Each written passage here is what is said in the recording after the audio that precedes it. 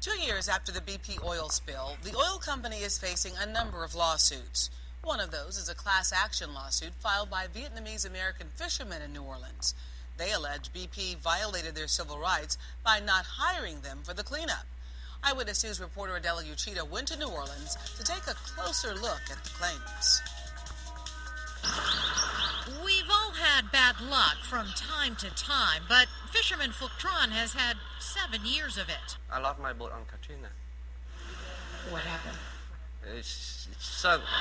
That was 2005. By 2009, he'd scraped together enough money to buy a used boat and refurbish it. And then came 2010. And I fished the boat again. I tried to go out on 2010. It's my first trip out. I heard the oil spill.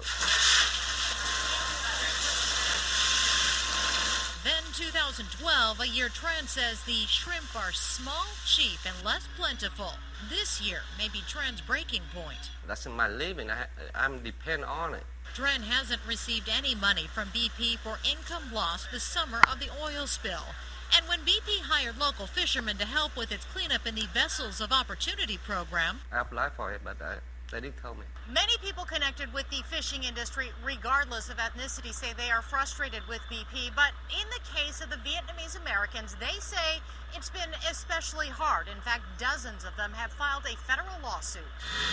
The lawsuit accuses BP of violating the fishermen's civil rights by emailing its cleanup contractors DRC and Danos and Curel and demanding they not hire the Asian American fishermen.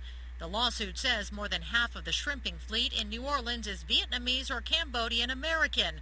And of the fishermen hired in the Vessels of Opportunity program, about 10% were Asian American. It's surprised to see that our people tend to accept things. According to Giuseppe Tony Tran, a parish coordinator at Mary Queen of Vietnam Catholic Church, it's all because of language. More than 60% are still speak solely Vietnamese. And Nguyen coordinates the Southeast Asian Fisherfolk Association. She says BP's first mistake was going straight to Vietnam for translators. The translation can be lost in translation. But Vietnamese Americans don't speak the same language spoken in modern Vietnam. Most speak the language that was spoken before the fall of Saigon in 1975. It changed after the North Vietnamese regime took over South Vietnam.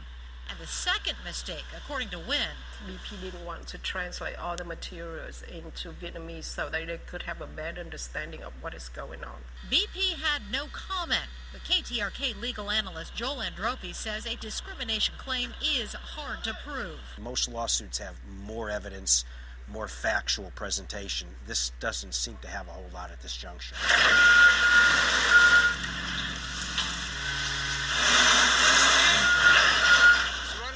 But if nothing else, the lawsuit is a symptom of how hard times are for New Orleans Vietnamese American fishermen. What's the stress level like? From 1 to 10, I would say right now they are a 10. They are about to blow up. In New Orleans, Adela Uchida, 13 Eyewitness News.